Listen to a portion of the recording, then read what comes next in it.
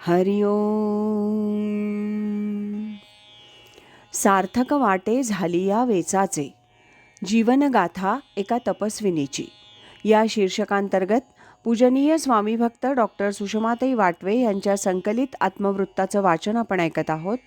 आज ऐकूया यातील प्रकरण 5, सद्गुरू कृपेचा परिसस्पर्श, याचा भाग 22. स्वामीजी म्हणतात, आपली आहे ती प्रकृती घेऊन आपण कुठे गेलो तर 4 लोकात आपलं जमणार नाही. मग एकट्यालाच राहावं लागेल आणि शेवटी माझं कोण असं वाटेल. पण भगवंत ज्यांनी आपलासा केला त्याच्या पाठीमागे भाविक माणसं असणारच. पुष्कळ जोडलेली माणसं येतील. मुलं विचारत असतील तर त्यांच्याकडे जावं. ती का परकी आहेत? ती आपली हक्काची माणसं आहेत.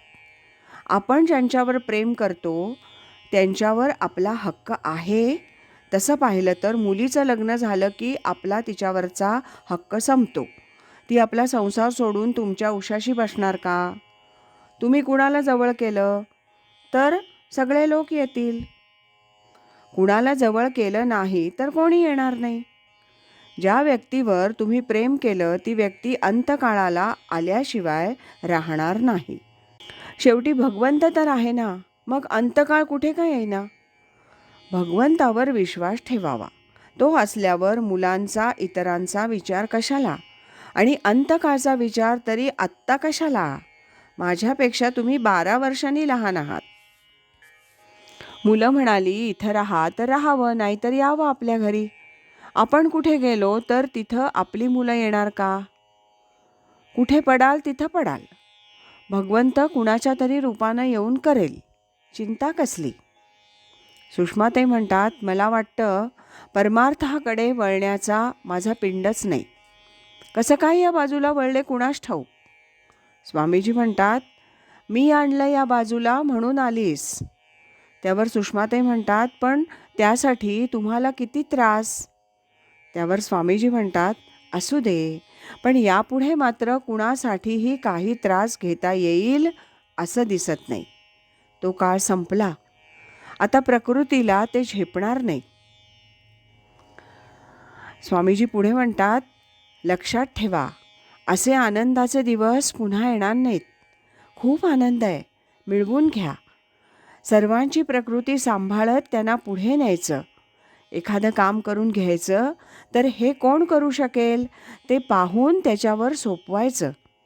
जे आपल्याला येतं ते दुसऱ्याला शिकवायचं. जे येत नाही ते कसं शिकवणार. ज्याला जे काम जमतं ते त्यानं करायचं. तुझी एक विशिष्ट प्रकृती आहे, ती तुला सोडणार नाही. काही गोष्टी विवेकानं आवरायच्या. मी काहींचं बघितलं, 2 माणसं बोलत असताना आपण मध्ये बोलायचं नाही. ही साधी गोष्ट, पण ती होत नाही. तुमचं मत कोणी विचारलं तर सांगायचं, आपण होऊन बोलायचं नाही. प्रत्येक गोष्टीत दक्ष, सावध राहायचं. जरा दक्षता सुटली की प्रकृती आपल्यावर मात करते. प्रकृती पलीकडे जाणं फार अवघड. प्रकृती जशी असेल तशी. माझा त्याच्याशी संबंध नाही. मी आनंदरूप आहे हा बोध राहत नाही. त्यासाठी विवेकच पाहिजे. स्वामीजी म्हणतात, कोणताही कार्यक्रम ठरवण्यापूर्वी विचार करावा. एकदा ठरवला की तो झाला पाहिजे. तुम्हाला जसा हवा तसा कार्यक्रम तुम्ही ठरवा. मग कुणाला काय वाटेल हा विचार नको. प्रत्येक कार्यक्रमात सर्वांना भाग घेता येईल असं नाही. कार्यक्रमाला जी मंडळी येतील ती. तुम्ही आहात, मी येणार आहे, बाकी तुमची काही मंडळी आहेत. तुम्ही मनापासून सर्व करताना मग झालं. असं काम करतच आपली पातळी उंच होते. कोण काय म्हणतं याचा विचार नको. संतांना देखील लोक सोडत नाहीत, मग तुमचं काय. आपण आपलं काम उत्तम करावं आणि ओम तत्सत ब्रह्मार्पणमस्तु असं म्हणावं, म्हणजे संपलं. काही न करता स्वस्थ बसून राहणं हा तुमचा स्वभाव नाही. तुम्ही सारं तन मन धनानं करता. त्यात जर तुमचा स्वार्थ नसेल, ते सर्व दुसऱ्यासाठी असेल, मी माझं काढून केलेलं असेल, तर जे जसं घडेल त्यात आनंद मानावा. तो यंत्री, मी त्याच्या हातातील एक यंत्र, बाहुलं. समोर जे काम येईल ते उत्तम तऱ्हेनं करावं की झालं. त्यात व्यग्रता कशाला? मी कोणीही नाही असा भाव असावा. स्वामीजी म्हणतात, तुम्ही 4-5 मंडळी सध्या प्रवचनं करता. स्वतंत्रपणे आपापल्या ठिकाणी केंद्र घेता, परंतु तुमची प्रत्येकाची प्रकृती वेगळी, सांगण्याची पद्धती वेगळी, श्रोतृवर्ग वेगळा. सर्वांनी आपापल्या शक्तिबुद्धीनुसार काम करायचं. सर्वांच्यात साम्य आहे म्हटलं तरी तसं ते नसतं.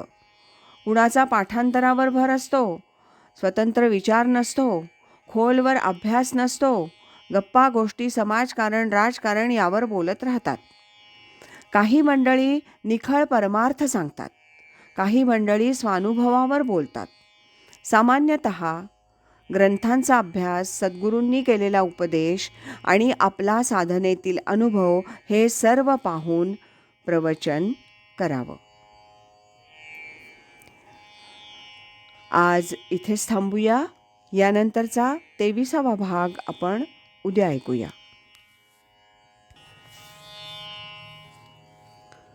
अखंड करी सोहम ध्यान, कृतार्थ जीवन होय त्याचे. हरि ओम तत्सत.